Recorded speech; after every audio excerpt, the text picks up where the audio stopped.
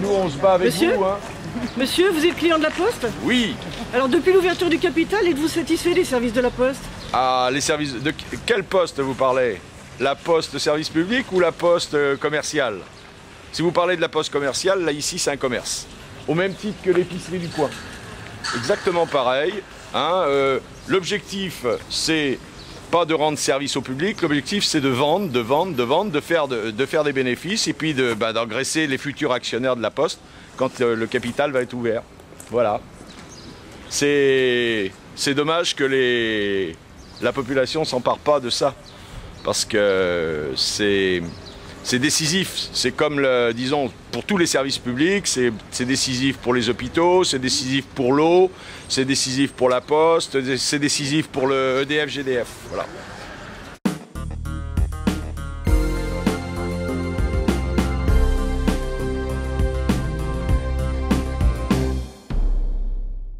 Qu'est-ce qui se passe aujourd'hui dans les bureaux de poste en France? Actuellement, le syndicat CGT-FAPT, au niveau fédéral, a déposé un préavis national concernant les guichets, tout simplement parce que les réorganisations qui sont prévues pour courant 2012 prévoient de grandes suppressions, enfin suppression d'emplois à l'appel, donc forcément dégradation des conditions de travail, dans le sens où les personnels vont se retrouver avec une charge de travail encore supplémentaire. D'autre part, tout ce qui est la téléphonie dans les bureaux n'est pas pris en compte dans la charge de travail des agents. Et ça, nous, on le déplore, et évidemment, on le dénonce. Et on demande à ce que, justement, pour une activité supplémentaire, le travail soit reconnu et que les créations de postes soient effectives. On voit de plus en plus de suicides à la Poste. Effectivement, vu les conditions de travail que l'on impose au personnel, mais y compris au cadre, ça paraît évident que la charge de travail pour les cadres, les pressions que l'on met sur leurs épaules font qu'au bout d'un moment, pour certains, ils craquent. Est-ce qu'on peut dire qu'on voit la même image qu'à France Télécom? On est tout à fait dans le même schéma que ce qui s'est passé à France Télécom et que ce qui continue de se passer à France Télécom. On est exactement sur la même pente glissante et malheureusement, quand on sera arrivé en bas, il faudra qu'on compte les pots cassés. Sophie, toi tu travailles au bureau de poste de Mireuil depuis 3 mois.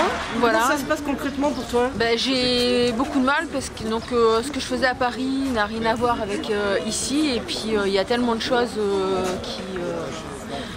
qui vont pas que j'ai pété un câble la semaine dernière. Donc maintenant j'essaye de relativiser, mais c'est pas évident. Dès la première semaine, tu as eu des problèmes? Voilà, donc tout ce que j'ai appris, ça fait quand même 15 ans que j'ai appris la caisse, mais il y a plein de choses qui sont pas pareilles, et donc c'est pas évident de s'entendre dire tu sais pas bosser. La première semaine, j'avais envie de repartir dans mon ancien bureau à Vanves. Donc j'ai tenu à cause de ma famille, pour me rapprocher de ma famille, mais c'est très dur. Comment tu tiens le coup? Avec des cachets. Je suis sous antidépresseur maintenant.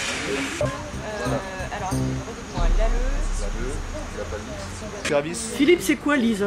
Libre service affranchissement. Et c'est quoi? Pour supprimer de l'emploi, tout simplement. Donc on demande aux clients, puisqu'on appelle des clients maintenant, ce ne sont plus des usagers pour la Poste, on demande aux clients de venir affranchir leur courrier sans passer par la case emploi. Donc c'est dramatique au niveau de l'emploi et au niveau pour la sécurité sociale et tout ça, puisque les cotisations qu'on perd, tout le monde le paye, quoi. Donc au niveau des services publics, c'est dramatique. Au niveau pour la santé, pour nous tous. Voilà, donc on peut craindre le pire pour nos enfants, nos petits-enfants. Donc Lisa, c'est ça. Lisa, ça supprime de l'emploi. Merci. Monsieur, vous êtes satisfait des services de la Poste actuellement? Ah oui, pour ça, oui. Oui, il n'y a pas de problème. Hein. Vous nous parliez des boîtes aux lettres tout à l'heure? Oui, les boîtes à lettres partout, là, où il n'y a plus de petites recettes comme ça. Ils suppriment les boîtes à lettres aussi. Ah ouais, c'est bon. C'est pas bien. Ah, on verra ça partout. Vous avez bien raison, hein. Ça devrait être général même, un peu plus. Que ce soit n'importe la Poste ou autre chose, hein. Sur les autres services, hein. Partout, quand on voit les réductions de personnel et tout. Hein. les liquidations et tout. Hein. Ouais. Denis, qu'est-ce qui s'est passé à la Palisse récemment? Ah ben récemment, non, c'était au mois de novembre. Tenez monsieur, voilà un peu de lecture. C'était au mois de novembre, le 4 novembre précisément. Un agent était assis sur son fauteuil au guichet. Malheureusement, il a des problèmes de santé, le fauteuil étant trop bas, il a glissé une ramette sous le... était assis sur une ramette pour pouvoir être à hauteur. Le directeur d'établissement s'est présenté, s'est moqué de l'agent en public, devant des usagers qui étaient au guichet. S'est proprement moqué de l'agent, c'est inadmissible, et de plus, l'a pris en photo. Alors, que voulait-il faire de cette photo? On se le demande. La direction territoriale a demandé à ce directeur d'établissement de présenter ses excuses à l'agent par écrit. Depuis le mois de novembre, l'agent attend toujours. Alors, Jean-Paul Bailly mis en cause pour homicide involontaire à la Poste. En déposant son rapport sur l'un des suicides de la Poste, l'inspection du travail souligne une faute caractérisée des dirigeants de l'entreprise qui n'ont pas tenu compte de l'impact humain de leur réorganisation, malgré les expertises et avertissements reçus. Jean-Paul Bailly, PDG de la Poste, est mis en cause pour mise en danger de la vie d'autrui au titre de l'article 221-6 du Code pénal.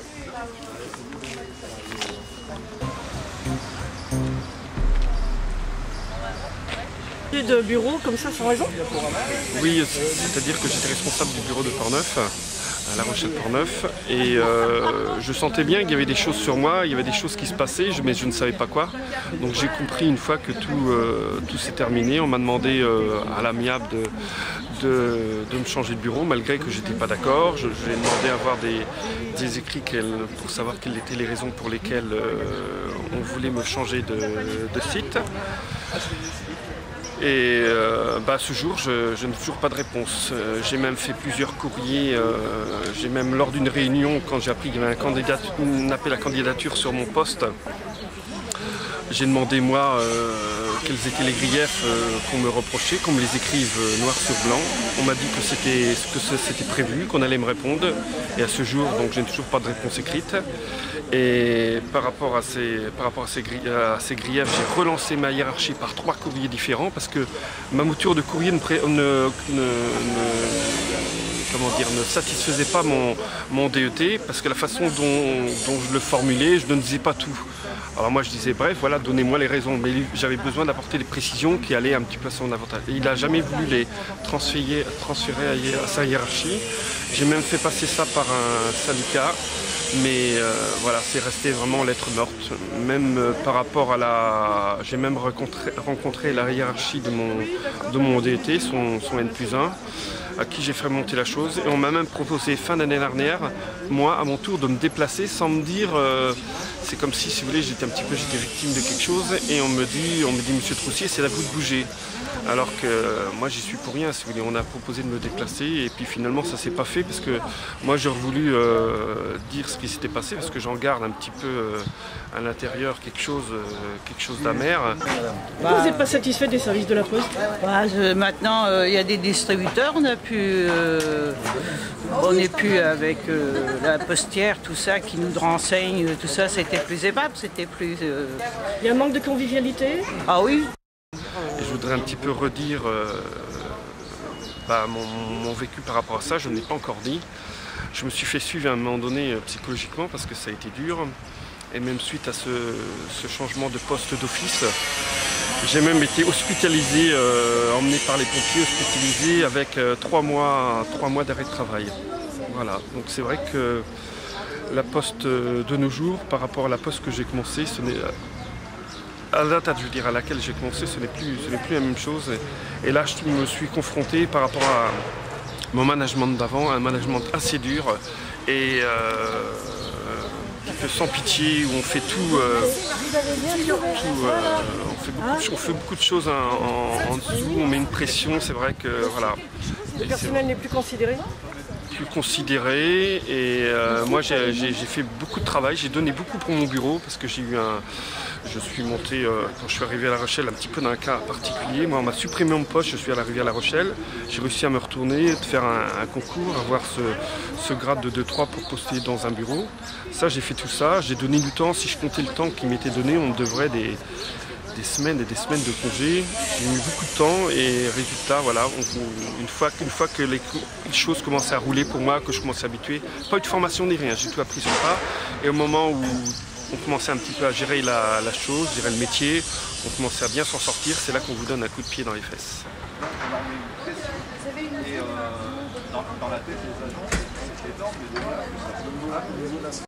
Toi, ton grand-père, il était facteur. Ouais, mon grand-père était facteur, ouais. Tu trouves que la poste a changé depuis quelque temps? Ah ouais, on connaît plus son facteur, justement, on connaît plus sa caissière, ça change tout le temps. Ça change tout le temps, on voit bien qu'il y a un truc qui va pas, quoi. Puis si ça continue, ils vont nous vendre des légumes parce que ils nous vendent des trucs, on leur demande d'avoir des annuaires, des trucs comme ça, mais il n'y en a plus, c'est fini. Il n'y a plus d'annuaires, il n'y a plus l'agenda de la poste. Enfin, voilà, ça devient un magasin, un centre commercial, genre de McDo, quoi. Et je pense que les conditions, c'est la même chose, quoi. Vous êtes satisfait des services de la poste? Ah, tout le temps. À part les filles, parce que des fois, ils m'engueulent, mais il y en a pas plus mauvais. Non. Pensez des nouvelles machines, là. La robotisation. Ici, là? Oui. Ça coupe le travail aux gens, mais ça ne fait rien quand même. C'est bon, non, mais c'est vrai. Qu'est-ce que vous voulez d'autre? Vous préférez parler à une jeune fille ou parler à un robot? Quoi? Le robot, c'est pas bon, on ne l'aime pas. On n'aime pas le robot parce qu'il a coupé du travail aux citoyens. Ils ne payent pas les impôts encore, voilà. Et comme ça, l'État, il profite. Plus encore, Sarkozy nous a monté, vous savez combien? Il nous a monté la mutuelle, 100 € de taxes. Alors comment vous voulez que je vote pour ces citoyens comme ça, là?